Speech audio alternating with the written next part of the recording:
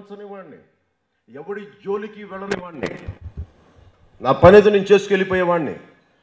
నా రూమ్లోకి తోసుకొచ్చి నువ్వు నాకు సినిమా చేయాలంటే నేను ఒకటే అనుకున్నా, నేను నీకు ఎందుకు చేయాలన్నా. ఒకటి, మీకు మర్యాద లేదు. రెండు, అడిగే సంస్కారం లేదు. మీరు గొప్పవాళ్ళు కావచ్చేమో, మీకు ఇంత ప్రైవేట్ సైన్యం ఉండొచ్చేమో. మీరు 1,00,000 మంది ప్రైవేట్ సైన్యం తీసుకొచ్చినా నేను ఒక్కనే ఉంటాను. నాకు ఎవరికి భయం లేదు. నాకు వాళ్ళకి అదే చెప్పదలుచుకున్నాను. నాలాంటి స్థాయి వ్యక్తికి మీరు ఇలా చేయగలిగినప్పుడు ఒక్కొక్క గ్రామాల్లో మీరు ఎంత భయోత్సాహం క్రియేట్ చేస్తారో నాకు అర్థమైంది. ఆ రోజు ప్రత్యక్షంగా అనుభవించిన వాడిని నేను.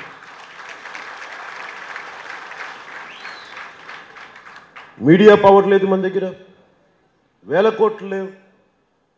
రాజకీయం అంటే కేవలం కొన్ని కుటుంబాలకే గుత్తాధిపత్యం లాగా. మిగతా వాళ్ళందరూ ఎవరైనా కొత్త వాళ్ళు వద్దామంటే బలమైన చిరంజీవి గారు లాంటి వ్యక్తిని కూడా అసలు కుదరదనే పరిస్థితి తీసుకొచ్చిన విధానం, ఇవన్నీ మనం ఎలా మర్చిపోతాం?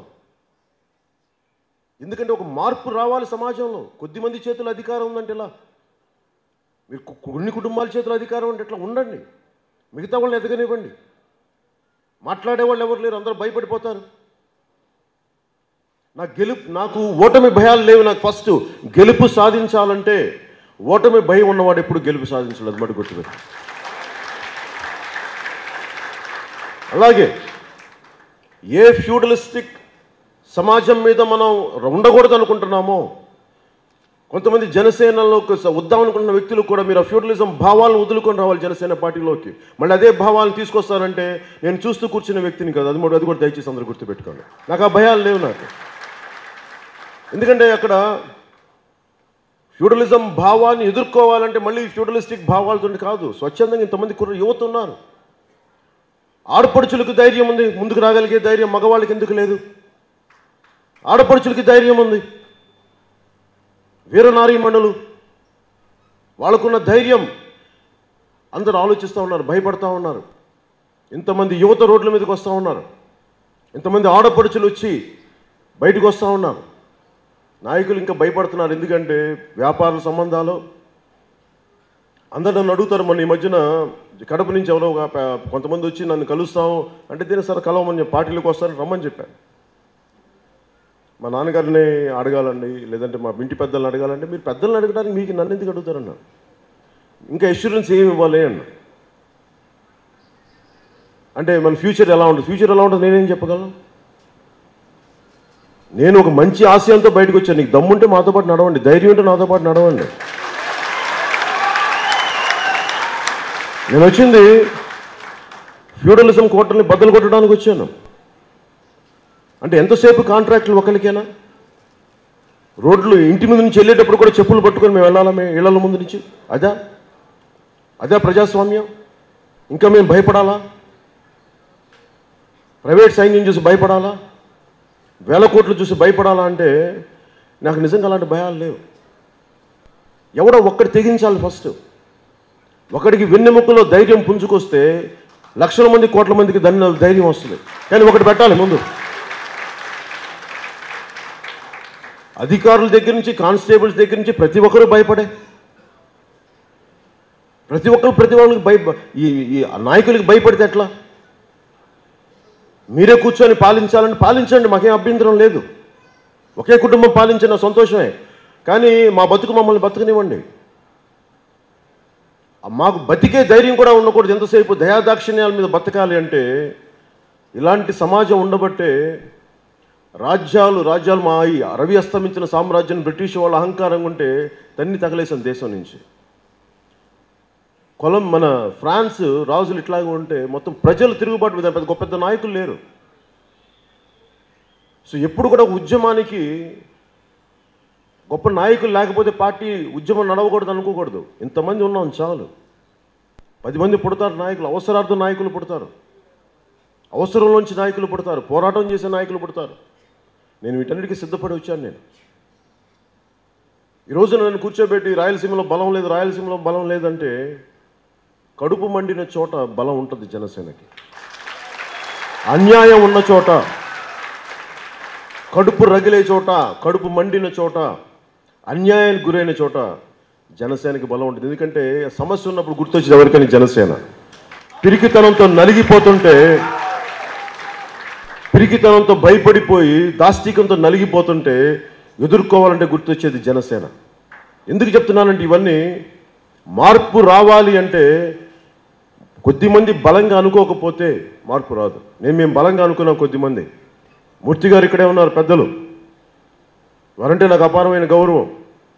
విలువలతో కూడిన వ్యక్తి. ఆ విలువలు ముందుకు తీసుకెళ్దామని చెప్పి ఆయన మొత్తం సర్వస్వాన్ని ఆయన వదిలేసుకున్న వ్యక్తి. అలాంటి మంచి వ్యక్తి, ఉన్నతమైన వ్యక్తి మాకు దిక్సూచిగా ఉన్నందుకు రాయలసీమకి మనస్ఫూర్తిగా, పెద్దలు మీకు మనస్ఫూర్తిగా నా కృతజ్ఞతలు తెలియజేస్తున్నాను. నేను ఎవరో అడుగుతా ఉన్నాను, రాయలసీమ నుంచి కావాలంటే అడగండి, ఎవరైనా పెద్దలు రావాలంటే దయచేసి మూర్తి గారిని కలవండి, మూర్తి గారిని అడగండి. మూర్తి గారిని సముచితమైన స్థానంలో పెట్టడానికి ఎలాంటి స్థానం ఇవ్వాలి పార్టీలో అనేది నేను ఆ స్థానం కోసం వెతుకుతా ఉన్నాను. నాకు కొద్ది రోజుల సమయం ఉంది. మూర్తి గారిని గౌరవించుకునే బాధ్యత మేము తీసుకుంటాం. అలాగే జనసేన సిద్ధాంతాలు తెలుసు. మాట్లాడితే జనసేన పార్టీకి బలం లేదు అంటారు. కరెక్ట్, 1000 కోట్లు లేవు, మీడియా లేదు. మరి మీడియా పవర్ ఉన్న వాళ్ళు మనం చూసి ఎందుకు భయపడుతున్నారు? 1000 కోట్లు ఉన్న వాళ్ళని చూసి ఎందుకు భయపడుతున్నారు? తెలుగుదేశం పార్టీ చాలా బలమైన సంస్థాగత నిర్మాణం ఉన్న పార్టీ, వాళ్ళు మనం చూసి ఎందుకు భయపడాలి? అసలు మనం నథింగ్ అనుకుంటే, మనం ఏమీ కాదు అనుకుంటే మనం చూసి ఎందుకు భయపడాలి? వదిలేయచ్చు కదా మనం చూసి. అసలు మనం పట్టించుకోవాల్సిన అవసరం లేదు కదా, మనం తిట్టాల్సిన అవసరం లేదు కదా, మన మీద దాడి చేయాల్సిన అవసరం లేదు కదా. ఇవన్నీ చేస్తున్నారంటే మనం చాలా బలంగా ఉన్నామని అర్థం, చాలా బలంగా ఉన్నామని అర్థం. ఎందుకు చెప్తున్నానంటే నేను చాలా బలమైన సంకల్పంతో వచ్చాను. మీ అందరికీ నేను సినిమా యాక్టర్గా తెలిసేమో, కానీ నేను ఎప్పుడు సినిమా యాక్టర్ అవ్వాలని కోరుకోలేదు. నిజంగా సమాజంలో మార్పు కావాలని కోరుకున్నాను. నెల్లూరులో పెరిగిన వాడిని, చాలా పరిస్థితులను చూశాను. నేను చిన్నప్పటి నుంచి ఏదో సమాజానికి ఏదైనా పనికొచ్చే పని చేద్దాం అనుకున్నవాడిని. ఇవన్నీ నన్ను సినిమా అనేది యాదృచ్ఛికంగా జరిగింది. అది నా వృత్తి అయింది అంతే. నా ప్రవృత్తి సమాజ సేవ. వృత్తి సినిమా అయితే నా ప్రవృత్తి సమాజ సేవ. దాంట్లో ఒక మంచి చేయడానికి కూడా చాలా కష్టాలు ఉంటాయి. ఇంత నీళ్లు లేవంటున్నాను నిన్న, మనకి నీటి ఎద్దడి ఉంది మనకి మైదుకూరులో. ఇంతమంది ముఖ్యమంత్రులు అయ్యారు. కేవలం నాయకుల పొలాలకే. మన అనంతపూర్లో ఎక్కడ చూసినా, కర్నూలు చూసినా, ఎవరైతే పెద్ద నాయకులు ఉంటారో వాళ్ళ పొలాలకి వెళ్ళిన తర్వాత మిగతా వాళ్ళకి నీళ్ళు అంటే ప్రాజెక్టులు కూడా అంత అడ్డగోలుగా చేస్తే మరి ఏం మాట్లాడాలి? మరి ఇక్కడి నుంచి వలసలు ఎందుకు ఉండాలి? చూస్తే అసలు బయటకు వస్తే తొండలో కూడా గుడ్లు పెట్టమంటారు. మరి ఎందుకు రాజకీయ నాయకులు పంటలు పండుతున్నాయి? మరి వాళ్ళ పొలాల్లో ఎందుకు పంటలు పండుతాయి, మిగతా చోట్ల ఎందుకు పండట్లా? అంటే మీరు చేయగలిగినప్పుడు చేయొచ్చు. అంటే కేవలం మీకే చేయాలనుకుంటున్నారు, మీ కుటుంబాలకి అనుకుంటున్నారు, మీకు ఎవరైతే మీ వర్గాల వాళ్ళకే అనుకుంటున్నారు. మరి మిగతా వాళ్ళు ప్రజలు కాదా? మిగతా వాళ్ళని వదిలేస్తావా? మిగతా వాళ్ళని భయభ్రాంతులను చేస్తావా? ఇళ్ల ముందు నుంచి వెళ్ళేటప్పుడు చెప్పులు పట్టుకొని వెళ్ళాలా ఇళ్ల ముందు నుంచి? వీటిని మనం ఎదుర్కోకపోతే నేనేమంటాను, అందరికి ధైర్యం రాదు ఒక రోజున. ఇందాక పెద్దలను కొంతమంది నాయకులు కూడా చెప్తా ఉన్నాను, పార్టీలోకి ఎవరిని వచ్చి తిరిగి అదే ఫ్యూడలిజం మనస్తత్వంతో వస్తే క్షమించాలి, దానికి ఏకీభవించే వ్యక్తిని కాదు, దానికి భయపడే వ్యక్తిని అంతకంటే కూడా కాదు. నాకు అలాంటి భయాలు లేవు. నేను మార్షల్ ఆర్ట్స్ నేర్చుకున్నవాడిని, మర్చిపోకుండా సంగతి. మార్షల్ ఆర్ట్స్ దాడి చేయడానికి నేర్చుకోవాలా, దాడి చేస్తే ఆత్మరక్షణ కోసం నేర్చుకున్నాను. ఆత్మది అంటే నాకు ఎలాంటి ట్రైనింగ్ తీసుకున్నామో మీకు చెప్తాను. ఎదుటి వాడిని కొట్టాలి అంటే ముందు నీకు నొప్పి ఏంటో తెలియాలి నీకు. అందుకని నాకు ఒళ్ళు హోనమయ్యేలా కొట్టించుకునేవాడిని స్పారింగ్లో. ముక్కులు పగిలిపోయాయి, నాకు రక్తాలు వచ్చాయి. అందుకని నాకు ఒక మనిషిని కొట్టాలి అంటే నాకు తెలుసు ఆ బాధ ఎలా ఉంటుంది. అందుకని చాలా అసలు అలాంటి పరిస్థితి. ఎందుకంటే నువ్వు ఎవరికైతే పెయిన్ ఇన్ఫ్లిక్ట్ చేస్తున్నావో ఆ పెయిన్ నీకు జరిగితే ఎలా ఉంటుందో తెలిస్తే నువ్వు టప్పని ఒక మాట అనవు. ఇంట్లో ఒక మనిషిని కత్తితో పొడిస్తే అది నీకు పొడిస్తే అది పెయిన్ ఎలా ఉంటుందని తెలుసుకుంటే అనుభవపూర్వకంగా ఇంకో మనిషిగా చేయలేవు. అందుకని నేను హింసను ఎలా చూస్తానంటే అది మనల్ని అది మనల్ని సంరక్షించే విధంగా ఉండాలి. యుద్ధ విద్యల్ని అర్థం చేసుకున్నవాడిని, నేను నేర్చుకున్నవాడిని. అందుకని నాకు కూర్చోబెట్టి ఇలాంటి భయాలు పెట్టేస్తే కత్తులు కటార్లు ప్రైవేట్ సైన్యాలు అస్సలు నన్ను భయపెట్ట గుర్తుపెట్టుకున్నాను. కడప కావచ్చేమో, ఎందుకంటే కడపకి చాలా చెడ్డ పేరు తీసుకొచ్చారు కొన్ని కుటుంబాలు, గుర్తుపెట్టుకోండి. రాయలసీమకి చాలామంది కొన్ని కుటుంబాలు చాలా చెడ్డ పేరు తీసుకొచ్చినాయి బయట. రాయలసీమ జిల్లాలో ఎంత చైతన్యం ఉందో నాకు తెలుసు. కోస్తాంధ్రాలో కూడా అన్ని విద్యాలయాలు లేవు, రాయలసీమలో అన్ని విద్యాలయాలు, చదువుల సరస్వతి, చదువుల నేల ఇది, అంత గొప్ప నేల ఇది, ధార్మికత ఉన్న నేల, నరసింహస్వామి వెలిసిన నేల ఇది, అహోబిల ఉన్న నేల ఇది, పీర్ బాబా ఉన్న పుట్టిన నేల, మత సామరస్యానికి ఉన్న నేల, వీరబ్రహ్మేంద్ర స్వామి పుట్టిన నేల, ఇంత అన్నమయ్య పుట్టిన నేల, తరిగొండ వెంగమామ పుట్టిన నేల. ఇలాంటి నేలలో భక్తి అంతా మరి అంత గొప్ప తత్వవేత్తలు కానీ, పెద్దలు కానీ, యోగులు కానీ, సిద్ధులు కానీ పుట్టారంటే అది ఎంత పునీతమైన నేల. మరి ఇలాంటి నేల బయటికి వెళ్తే ఇది మాట్లాడట్లా, బయటికి ఇది ఎవరు మాట్లాడట్లా. కడప బాంబులు వేస్తారు, రాయలసీమ వాళ్ళు బాంబులు వేస్తారు. ఇలాంటి చెడ్డ పేరు కొన్ని కుటుంబాలే పట్టుకొచ్చినాయి. ఈ సంస్కృతి మనం ఆపాలి ఎక్కడో చోట. రాయలసీమ వాళ్ళంటే కూర్చోబెట్టి పంచెలు కట్టుకొని దౌర్జన్యాలు చేస్తున్నారంటే ఆ మాట పోగొట్టుకోవడానికి నేను పంచి కట్టుకున్నాను ఈ రోజున. మా సంస్కృతి ఇది, మా సంస్కృతి, మా తెలుగు సంస్కృతి ఇది. అంటే సినిమాలు కూడా ఏం చేసినాయి అంటే తెల్ల పంచెలు కట్టుకొని సుమోలు వేసుకుంటే బాంబులు వేస్తారు. ఈ కైండ్ ఆఫ్ కల్చర్ పట్టుకొచ్చారు అందరూ. కొన్ని దాని తగ్గట్టుగా కొంతమంది రాజకీయ నాయకులు కుటుంబాలను కాముకుంటారంటే వీళ్ళు కూడా అదే చేస్తారు కొన్ని జిల్లాలకు పోయి. ఇవి మారకపోతే ఎట్లా? జనసేన తీసుకొస్తే గొప్ప తరిగొండ వెంగమామని తీసుకెళ్దాం, అన్నమయ్య గారిని తీసుకెళ్దాం బయటికి, యోగి మనకి వీరబ్రహ్మేంద్ర స్వామిని బయటికి తీసుకొద్దాం, ఒక తరిమెల నాగిరెడ్డి గారిని బయటికి తీసుకొస్తాం, ఒక దామోదరం సంజీవయ్య గారిని బయటికి తీసుకొస్తాం. ఈ తరానికి అంటే ఇంతమంది గొప్ప మహానుభావులు ఉండి ఇది రాయలసీమలోనే ఒక కుల ప్రభావం లేదు, కుటుంబాల ఆధిపత్యం ఉంది. కోస్తాంధ్రలో ఇంకా కుల ప్రభావాలు ఉన్నాయేమో కానీ రాయలసీమ నేలలో కుల ప్రభావం లేదు, అందరూ వర్గ ప్రభావాలు ఉండొచ్చు. అంత గొప్ప నేల ఇది. మరి మనకు కావాల్సిందల్లా నేను మొన్న మాట్లాడుతుంటే రాయలసీమ నాయకుల్ని ముఠాలని తట్టుకోలేమంటే ప్రజలు తట్టుకోలేదు సార్, భయపడుతున్నారు, చిన్నపిల్లలు భయపడుతున్నారు, జన సైనికులు భయపడుతున్నారంటే నేను వాళ్ళకి ఒకటే చెప్పాను, అందరూ పిలిచేది ఒకటే గాలి, అదే రాయలసీమ గాలి పిలుస్తున్నారు. రాయలసీమలో పండే పంట తింటున్నారు, అన్నం తింటున్నారు, ఆ నీళ్లు తాగుతున్నారు. అంటే అక్కడ ఈ నాయకులకి ఎంత ధైర్యం ఉంది, ఎంత పౌరుషం, ప్రజల్లో కూడా అంతే ఉండాలి పౌరుషం. కొత్తగా ఏమి ఉండదుగా, వాళ్ళకి లేని మన దగ్గర ఎందుకు ఉండదు? మన దగ్గర ఉంటుంది. కాకపోతే అది మనం గుర్తించాలి. నేను అది మీలో ఉందని నేను గుర్తిస్తున్నాను. మీకు ఆ ధైర్యం ఉంది, మీకు ఆ తెగింపు ఉంది, మర్చిపోకండి. భయపడితే నేను చెప్పాను కదా, మీరు నేను రోడ్ల మీదకి వచ్చి గొడవలు పెట్టుకోమని చెప్పట్లా, రోడ్ల మీదకి వచ్చి అరుపులు అరవమని చెప్పట్లా. కనీసం మీ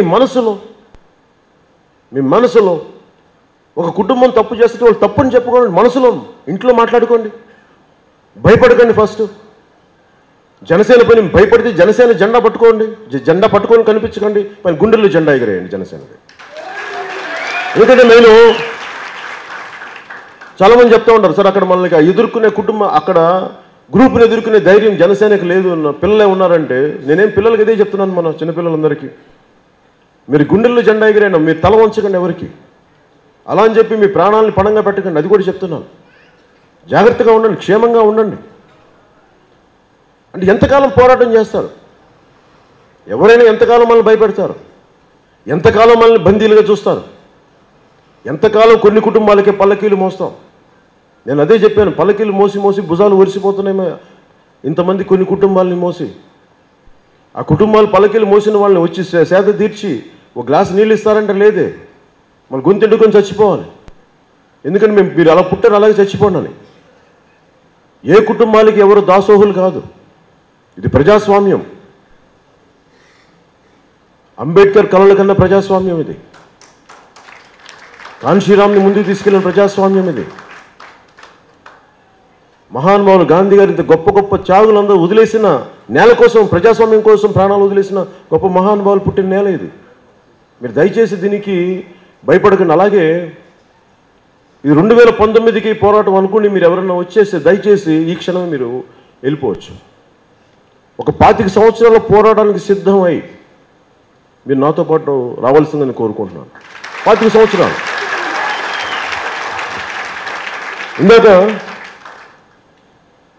ఇందాక నేను 2009లో పిఆర్పి మేము పెట్టినప్పుడు ఫౌండర్ మెంబర్ నేను. దానికంటే ముందు నేను సిపిఎఫ్ పెట్టినప్పుడు ఆ రోజు నా చుట్టుపక్కల ఉన్నదో చాలా ధైర్యంగా పిల్లలు ఉన్నారు, యువకులే. ఆ రోజు యువత ఈరోజు నా చుట్టుపక్కల తిరుగుతుంది. వాళ్ళే పార్టీని ముందుకు నడిపిస్తూ ఉన్నారు. 2009లో పిఆర్పి ఇబ్బంది పడటానికి, ఎందుకంటే మనం ఖచ్చితంగా అర్థం చేసి ప్రతి ఒక్కరి మనసులో ఉంటుంది. నాకు మాట్లాడటం ఇష్టం ఉండదు అన్నిసార్లు, కానీ ఎందుకు మాట్లాడతానంటే దాని ప్రభావం ఇంకా ఉందని నాకు అర్థమవుతూ ఉంటుంది. మీరు అప్పుడెప్పుడో ఒకటి జరిగింది కదా అని చెప్పి ప్రతిసారి నేను సీతాదేవిలాగా శల్య పరీక్షలు చేస్తానంటే కుదరదు. అగ్ని పరీక్షలు చేయమంటే కుదరదు. ఎన్నిసార్లు చేస్తాం అగ్ని పరీక్ష? ఇంతమంది దాడులు చేస్తూ ఉంటే, ఇంతమంది తట్టుకొని ఇన్ని సంవత్సరాలు రూపాయి పెట్టుబడి లేకుండా వచ్చాం. సొంత డబ్బును పెట్టుకొని వచ్చాం. స్నేహితులు 10 మంది ఆదుకుంటే నిలబడుతున్నాం. అభిమానులు అండగా ఉంటే వచ్చాం. సో డబ్బులతోనే రాజకీయం లేదని ప్రూవ్ చేశాం. ఒత్తిళ్లు తీసుకున్నాం. ఒక 10 సంవత్సరాల తర్వాత నమ్ముతారా? నన్ను శంకించే వ్యక్తులందరికీ, నన్ను సందేహించే వ్యక్తులందరికీ 10 సంవత్సరాలు ఉంటే తెలుస్తుందా? ఇది నా మొదటి ఎలక్షన్స్ అనుకుని, ఇది నా 3వ ఎలక్షన్. 2009 నుంచి 2014, ఇది 2019 నా 3వ ఎలక్షన్. ఆ విషయం మర్చిపోకండి దయచేసి. 3వ ఎలక్షన్ సిద్ధమవుతున్నాం మేము. దెబ్బలు తిన్నాం. ఓటమి లోతుల్లోకి వెళ్ళి బయటికి తీసుకొచ్చాను పార్టీని. తాటి చెట్టు లోపలికి వెళ్ళిపోయింది 2009 తర్వాత. ఆ లోటును పూడ్చి ఇప్పుడు బయటకు వచ్చి బలంగా ఎదుగుతున్నాం. అంటే నా సహనాన్ని అర్థం చేసుకోండి, నా పోరాట పటిని అర్థం చేసుకోండి. నాకు ధైర్యం ఉంది. నేను ఎవరిని బలవంత పెట్టను, కన్విన్స్ చేయడానికి. మొన్న ఎవరు అడిగారు, మీరు కొంచెం మా ఇంటికి వచ్చి కన్విన్స్ చేస్తాను. అలా కన్విన్స్ చేయనమ్మా నేను చెప్పాను. మీ ఇంట్లో నేను కన్విన్స్ చేయడం ఏంటి? నా జన సైనికులు నేను కన్విన్స్ చేశాను, నమ్మి వచ్చారు నా జన సైనికులు. గుండెలు ఈరోజు చొక్కా చించుకొని వస్తున్నానంటే వాళ్ళ ఇంట్లో వాళ్ళకి వెళ్ళి చెప్పాను. మా జన సైనికులకి లేని నమ్మకం, జన సైనికులున్న నమ్మకం మీకెందుకు లేదు? నమ్మకం ఉంటేనే రండి నాతోటి. నేను ఎవరిని ఇబ్బంది పెట్టను. ఎందుకంటే నేను వచ్చింది మార్పు తీసుకురావడానికి వచ్చాను. అది ఎలాంటి మార్పు అంటే అందరికీ ఆమోదయోగ్యమైన మార్పు ఉండాలి. కేవలం కొన్ని కుటుంబాలే గుత్తాధిపత్యం చేస్తాం రాష్ట్రం మొత్తం మీద అంటే కుదరదు. అది మేము పడ్డాం, దశాబ్దాలు పడ్డాం, చాలు, అలసిపోయాం. ఈ మార్పు రావాలని 10 సార్లు మీరు మాట్లాడుకొని ఆలోచించుకొని ఇళ్లలో కూడా వెళ్ళి వర్గాలకు అతీతంగా ఆలోచించండి ఏది మంచిదని. కేవలం కొన్ని కుటుంబాలే బాగుపడితే మిగతా కుటుంబాల వాళ్ళ కింద దాసోహం చేసి వాళ్ళ మోచేతి కింద నీళ్లు తాగుతాం. అలాంటి బతకాలంటే దయచేసి అందరూ అలా బతికేయండి. అలా బతికే ఇచ్చి చచ్చిపోవచ్చు కూడా. అలా కాకుండా ఎదురు తిరగచ్చు, ధైర్యంగా గుండె తల ఎగిరేసి కూడా బతకచ్చు. మీకు ఏది నిర్ణయించుకున్నా మీరు నిర్ణయించుకోండి. పిరిగితనంతో మోచేతి నీళ్లు తాగుతా బతుకుదామా, లేదంటే తల ఉంచుకొని ఎగరేసుకొని గుండెలు ఎగరేసుకుని ముందుకెళ్దాం అనేది జెండా పట్టుకొని అది మీరు ఆలోచించుకోండి. ఈ రెండే ఉన్నాయి మనకి. నేనైతే రెండో దానికి వెళ్తాను. ఉంటాయి పోతే ప్రాణాలు. కానీ మార్పు అయితే తీసుకొచ్చే జర్నీకి వెళ్ళాలి అంటే నేను భయపడటానికి నేను ఉండను. ఇది ఆవేశంతో చెప్పకండి, అది కూడా చెప్తున్నాను, ఆలోచనతో చెప్పండి. కరెక్టే. నేనేంటంటే ఒక్క రోజుకి పెట్టకండి, ఎందుకంటే రోజు రాలేం, కానీ రోజు ఆలోచించగలం. మీరు బలంగా ఆలోచించండి. మార్పు రావాలని కోరుకోండి. ప్రతిరోజు పొద్దున్న లెగవగానే దేవుడికి దండం పెట్టుకుంటాం కదా, ఒకసారి మార్పు రావాలని కోరుకోండి. కులాలకి మతాలకి అతీతంగా మస్జిద్కి వెళ్తే వెళ్ళండి, అల్లాహ్ని అడగండి, మార్పు రావాలని కోరుకోండి. ఒక్కొక్క అమ్మవారి దగ్గరికి వెళ్తే మార్పు రావాలని కోరుకోండి. ఇంతే చాలు. మీరు చేయాల్సింది అదే కోరుకుంటున్నాను. బయటకు వచ్చి ఎవరిని ఎదిరించమని కూడా చెప్పట్లా. మార్పు రావాలని కోరుకోండి, మార్పు వస్తుంది. మీరు భయపడుతున్నారు ఆలోచించడానికి, మార్పు రావడానికి. ఇంత ఒకడు వచ్చి నేను బయటకు వచ్చి ఇంత పోరాటం చేస్తుంటే ఇలాంటి వ్యక్తులే ఆ రోజు పిఆర్పిని కూడా వెనక్కి లాగేసింది. ఇలాంటి వ్యక్తులే నన్ను ఈ రోజున క్వశ్చన్ చేసే వ్యక్తులు లాగేశారు ఆ రోజున. అలాంటి వ్యక్తులు వద్దు మనకి. అలాంటి నెగిటివ్ మాట కూడా నాకు నచ్చదు. నన్ను వెనక్కి లాగే మాట ఎవరు మాట నచ్చదు. నన్ను ముందుకెళ్ళే మాట చెప్పండి, అంతేగాని కూర్చోబెట్టి అడుగు ముందుకేస్తే అది వద్దామంటే నాకు అలాంటి వాళ్ళు పక్కన వదిలేస్తాను, పక్కన పడేద్దాం అలాంటి వాళ్ళని. అలా అని చెప్పి నేను మిమ్మల్ని ఎప్పుడు కూడా మీ ప్రాణాలను ఇబ్బంది పెట్టే పరిస్థితులు నేనైతే పెట్టను. నేను ఎప్పుడు మిమ్మల్ని నేను ఓటమి ఒకటి చెప్తున్నాను, నేను ఓడిపోవడానికైనా సిద్ధమే, కానీ మీ ప్రాణాలను పణంగా పెట్టడానికి నేను సిద్ధం కాదు. అది మటు గుర్తుపెట్టాను. నాకు మీరు ముఖ్యం. ఒక ప్రాంతంలో నాకు మా జన సైనికుల ప్రాణాల గెలుపు అంటే నాకు మీకు మీ ప్రాణాలు ముఖ్యం. నాకు ఓడిపోయినా పర్లేదు అక్కడ. నాకు ఇందాక నాయకులు ఒకరు చెప్తా ఉన్నాను, అక్కడ ఉన్న గ్రూప్ని ఎదుర్కోవాలి, ఒక బలమైన వ్యక్తి కావాలంటే మళ్ళీ అతను వచ్చి మన మీద ఎక్కితే ప్రయోజనం ఏంటి? అలాంటి వ్యక్తులు వద్దు నాకు. మా వాళ్ళు రక్షించుకునే వ్యక్తులు కావాలి, ధర్మానికి కట్టుబడ్డ వ్యక్తులు కావాలి. మేమున్నాం, నేను బతికున్నాను. నేనే నాకు వెనకంజి వేసే వ్యక్తిని కాదు, వివేకంతో నడిచే వ్యక్తిని, యోచన చేసే వ్యక్తిని. ఒక ఆలోచించానంటే 100 సంవత్సరాలు ఎట్లా ఉండాలని ఆలోచిస్తాను. నేను 10 సంవత్సరాలు ఎలా ఉంటుంది ఈ మాట మాట్లాడితే ఆలోచించే మాట్లాడతాను. రెచ్చగొట్టేలా మాట్లాడను. ఇప్పుడు బలంగా ఎందుకు మాట్లాడుతూ అంటే మా బతుకులు మమ్మల్ని బతకనివ్వకపోతే నేను ఒకటే అనుకున్నాను, డబ్బులున్న ప్రయోజనం లేదు. ఒక పారిశ్రామికవేత్తలు కూడా భయపడతా ఉన్నారు రాయలసీమకి రావడానికి. ఎందుకంటే ఎవరు వచ్చి కొడతారో తెలియదు మాకని. అలాంటి కుటుంబాల మధ్య భయపడితే ఎట్లా? మీకు మనకి ఉద్యోగాలు ఎక్కడి నుంచి వస్తాయి? ఉపాధి అవకాశాలు ఎక్కడి నుంచి వస్తాయి? నీళ్లు వస్తే నాయకుల పొలాల నుంచి వెళ్ళాలి తప్ప మిగిలిన అడుగు నీళ్ళు మిగతా వాళ్ళకంటే ఎట్లా? ఇవన్నీ మారాలంటే బలంగా మారాలి. ఎంతమంది యువతను బెదిరించగలరు?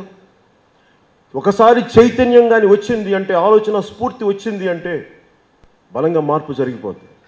అలాగే నాయకులు రావాలనుకుంటున్న నాయకులు కూడా నేను ఒకటే చెప్తున్నాను, నా రిక్వెస్ట్ ఒకటే, ఒక అభిప్రాయాన్ని చాలా స్ఫుటంగా చెప్పడం నేర్చుకోండి, బలంగా ఖండించండి.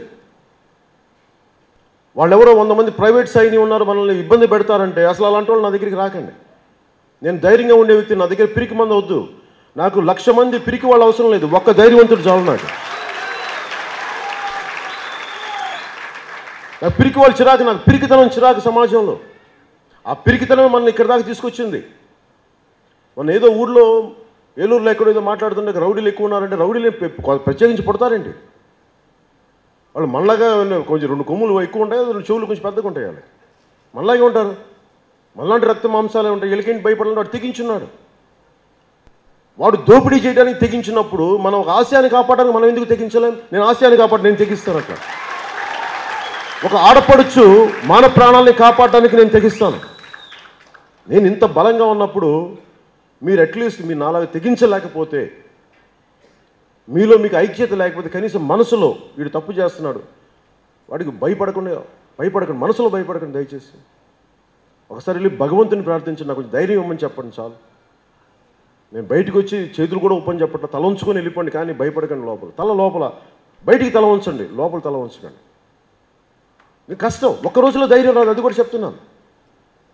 ఒక్క రోజులో 6 ప్యాక్ 8 ప్యాక్ రాదు, ఒక్క రోజులో బలమైన రాదు, ఒక్క రోజులో గొప్ప ఆఫీసర్లు అయిపోయారు, ఐపీఎస్లు చదవలేరు, ఒక్క రోజులో ఓనామాలు రావు, ఒక రోజులో పిహెచ్డి రాదు. అలాగే ధైర్యం కూడా ఒక రోజులో రాదు. రోజు ఒక చిన్నపాటి భయాన్ని కాంకర్ చేస్తూ ఉండండి. ప్రతిరోజు భయపడతాం, ప్రతిరోజు ఆ భయాన్ని అధిగమించండి. ఈ వ్యక్తి ఏం చేస్తాడో మన భయమే, వాడు చేసేదానికంటే కూడా మన మనసులో పెట్టే భయమే చాలా భయంకరమైంది. దాన్ని జయించండి ఫస్ట్, ఏమవదు. రాజకీయాలంటే బ్రహ్మ విద్యలా చేశారు ప్రతి ఒక్కడు, 1000 కోట్లు ఉంటాయి. నేను చూపిస్తున్నాను కదా, రాజకీయాలంటే బ్రహ్మ విద్యగా చాలా సర్వసాధారణ విద్య. మామూలుగా మనుషులు రోజు పొద్దున్న లేచి టిఫిన్ ఎలా చేస్తాము, చేతులు ఎలా కడుకుంటాం, అంతే. ఆ ధైర్యం నేను మీకు నడిచి చూపిస్తున్నాను, అది కూడా ఓటమి వెళ్ళిపోయిన తర్వాత చూపిస్తున్నాను మీకు. దాన్ని బట్టి అర్థమవుతుంది కదా, మనం మీ అందరూ నేను చేయగలిగినప్పుడు ఒక సామాన్యుడిని మీరు ఎందుకు చేయలేరు? నాకంటే చాలామంది ఎక్కువ చదువుకొని ఉండొచ్చు, మీరు ఎందుకు చేయలేరు? నేను చేయగలిగింది అనుకున్నప్పుడు మీరు నాలా అంత బలంగా మాట్లాడక్కర్లేదు, ధైర్యంగా ఉండండి. నేను చెప్పేది ఒకటి, మీరు ఒకసారి చైతన్యాన్ని సంపూర్ణంగా నింపుకోండి, ధైర్యంగా ఉండండి. నేను కోరుకునే 2019 ఎన్నికలకి ఎంతమంది రాగలిగితే, ఎంతమంది బలమైన నాయకులు రాగలిగితే రానివ్వండి. వారందరికీ ఒకటే చెప్దాం, ఫ్యూడలిస్టిక్ భావాలు మళ్ళీ తీసుకొస్తే పార్టీలోకి మనకు అవసరం లేదు. ఒకవేళ ఫ్యూడలిస్టిక్ భావాలు ఉన్న వ్యక్తులు వచ్చినా కానీ, ఎందుకంటే ఫ్యూడలిజంతో తీయాలి అనుకుంటే అవసరం లేదు. ఫ్యూడలిజంని ప్రజా చైతన్యంతో తీసేయచ్చు, ప్రజా విప్లవాలతో తీసేయచ్చు. విప్లవాలు అంటే కత్తులు కటార్లు అవసరం లేదు, బలమైన ఓటు ఒకటి ఉంది. జనసేనకి ఓటుకి ఫ్యూడలిజం తీసేయచ్చు, అంత తేలిక. ఆ ధైర్యం మనకు కావాలి. నేను మీకు అండగా నిలబడతాను, 1కి 10 సార్లు వస్తాను రాయలసీమకి. నాకు నిజంగా ఆనందం కలిగించింది. మా నాన్న అడిగేవాడిని మన ఇంటి పేరు ఎక్కడి నుంచి వచ్చిందని, మా నాన్న తెలీదు. ఇన్నిసార్లు రాయలసీమకి వచ్చాను నాకు తెలియలే.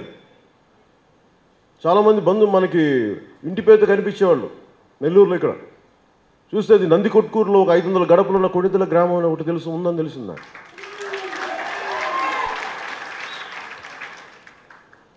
అంటే ఇది నాకు నిజంగా ఆనందం కలిగించే విషయం. అందుకని నేను ధైర్యంగా ఉన్నాను, మీరు ధైర్యంగా ఉండండి. నేను చెప్పేది దయచేసి ఎవరికి లొంగకండి, ఎవరికి భయపడకండి. ఎందుకంటే ఇది ఒక్కరోజు ఒక ఎలక్షన్ కోసం నేను చేయట్లా, ఒక తరాన్ని మార్చడం కోసం నేను చేస్తున్నాను. నేను మాట్లాడుతా ప్రతి ఒక్కళ్ళు ఆరోగ్యశ్రీ ఇవన్నీ పథకాలు మాట్లాడుతూ ఉంటారు, హెల్త్ ఇన్సూరెన్స్ గురించి మాట్లాడుతూ ఉంటారు. నేను మాట్లాడుతుంది ప్రతి కుటుంబానికి అవి చేస్తాం, ఇన్ని రత్నాలు, ఆ రత్నాలు, ఈ రత్నాలు, ఈ వజ్రాలు మాట్లాడుతాను. నేను ఒకటి అనుకో నేను అంటే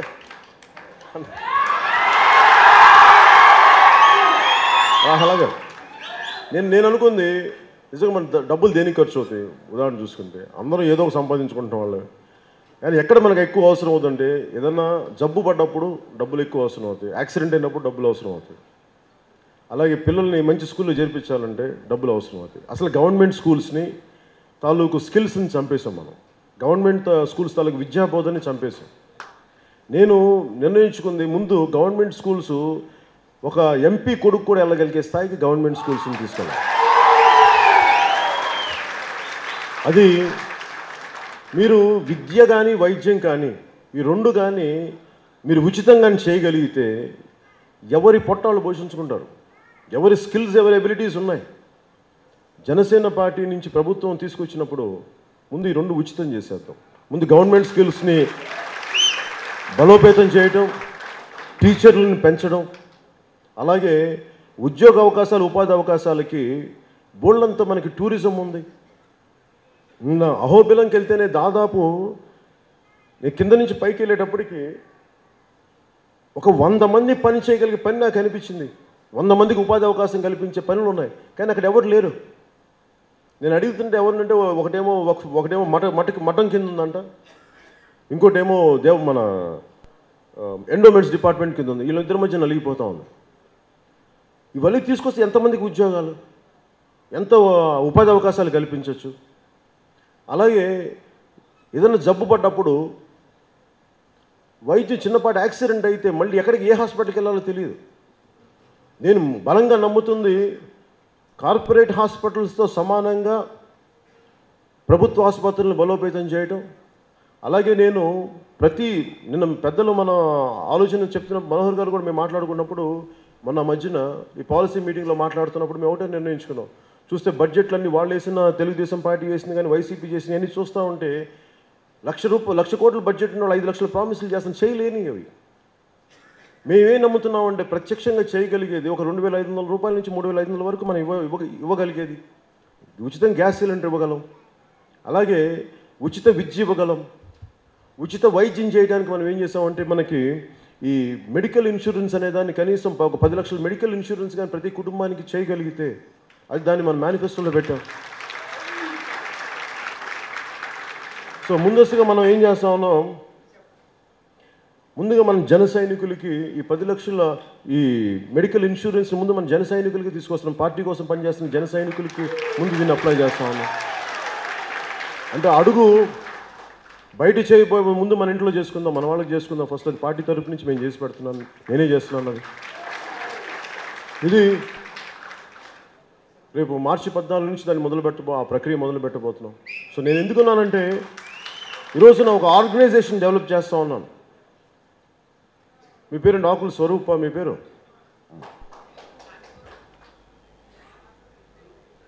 కూర్చో.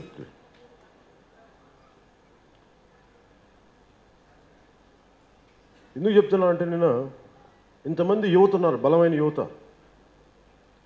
నేను మీ అందరికంటే దైవభక్తిని గుర్తుపెట్టుకోను. మీ అందరికంటే ప్రతి విగ్రహానికి దండ వేయడం కాదు, ప్రతి విగ్రహాన్ని నేను గుండెలో పెట్టుకుంటాను. ఒక అంబేద్కర్ విగ్రహాన్ని గుండెలో పెట్టుకుంటాను, కాంశీరామ్ విగ్రహాన్ని గుండెలో పెట్టుకుంటాను. కనిపించే ప్రతి దేవుడు ప్రతిమకి, ప్రతి గుడికి వెళ్ళాలంటే నేను ప్రజలకు సేవ చేయటం మానేసి విగ్రహాలకి దండలు వేయటం, గుడిలోకి వెళ్ళటం అయిపోతుంది. నేను ఎందుకంటే ఒక్కోసారి నేను రావాలి అంటే ఇంతమంది జనం మధ్యలో వెళ్ళి నేను మీటింగ్ లేట్ అయిపోతుంది. అందువల్ల నేను గుడి దగ్గర ఆగలేకపోయాను. ఆ మాట చెప్పడానికి వచ్చాను ఈ పరిస్థితుల్లో. ఎప్పుడైనా సరే ఒకసారి మనం చాలా దైవభక్తి గలవాడిని, నేను దైవానికి భయపడేవాడిని. చెప్తాను, అది ఈ తొందరపాటు అవుతుంది, నేను చెప్తాను. ఆ టైమింగ్ నాకు వదిలేదు.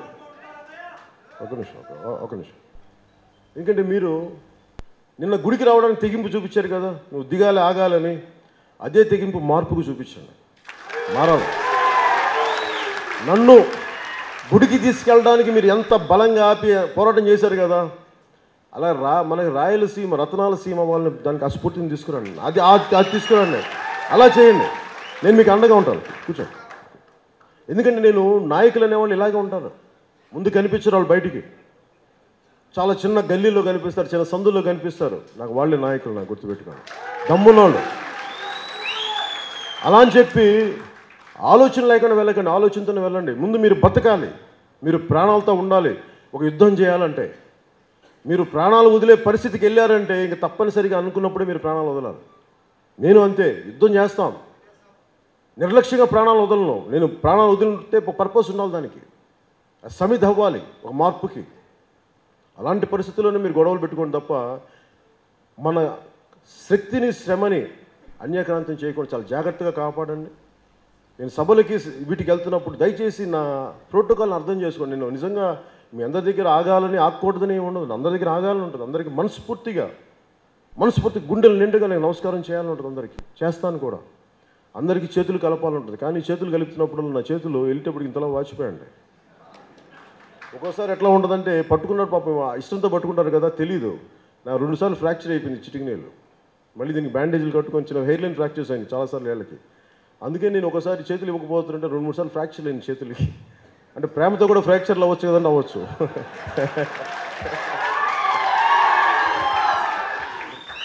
మీలో గొప్ప వ్యక్తులు ఉన్నారు, బలమైన వ్యక్తులు ఉన్నారు, సమాజం కోసం బలంగా పనిచేసే వ్యక్తులు ఉన్నారు. మీ అందరూ బాగుండాలి, నేను మీకు అండగా ఉంటానని తెలియజేసుకుంటూ, నాకు ఈ కడప నాకు చాలా సంతృప్తినిచ్చిన యాత్ర.